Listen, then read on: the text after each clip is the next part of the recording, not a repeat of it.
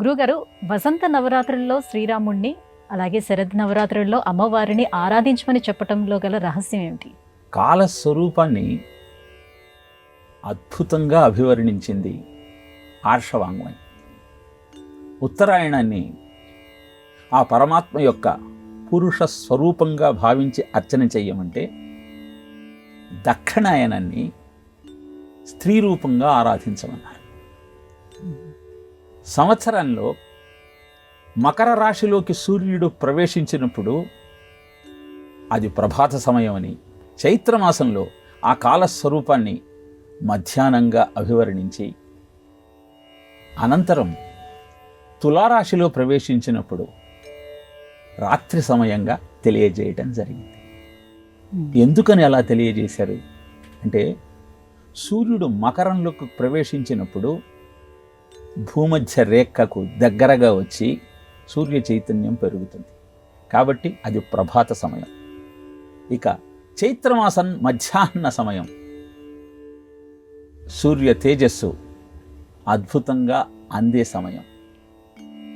తులారాశిలోకి సూర్యుడు ప్రవేశిస్తే సూర్యశక్తి సన్నగిల్లి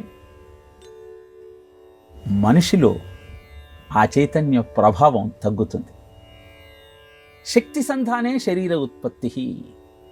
తగ్గుతున్నటువంటి చైతన్యాన్ని పెంపొందించుకోవాలి అంటే దేవత అనుగ్రహం కావాలి. వసంత శరదాదేవ జననాశ కరావిభవు అంటుంది దేవి భాగవతం. వసంత ఋతువు, శరదృతువు జన నష్టాన్ని కలిగించే సమయం. అందుకే చైత్రమాసంలో ప్రారంభమయ్యేటువంటి వసంత నవరాత్రులలో ఆ పరమాత్మను శ్రీరామునిగా ఆరాధిస్తే, శరదృతువులో ప్రారంభమయ్యి ఆశ్వయుజ మాసంలో పాడ్యమి నుంచి నవరాత్రులను ప్రారంభించి దశ పాపహర ఇది దసరా, పాపాలన్నీ పోగొట్టుకోవటం కోసం పోగొట్టగలిగిన సామర్థ్యం కలిగిన ఆ తల్లిని ఆరాధించే విధానమే శరదృతువులో మనం ఆచరించేటువంటి శరద్ నవరాత్రి మహోత్సవం. అంతేకాకుండా సంవత్సరానికి మొట్టమొదటి నెల చైత్రం. నక్షత్రాలలో మొట్టమొదటి నక్షత్రం అశ్విని. మాసాల రీత్యా చైత్రమాసం మొదటిదైతే నక్షత్రాల రీత్యా అశ్విని నక్షత్రం మొదటిది. అశ్విని నక్షత్రం పౌర్ణమితో కూడినటువంటి మాసాన్ని ఆశ్వయుజ మాసం అంటాం. అప్పుడే శరద్ నవరాత్రులు ప్రారంభమవుతాయి.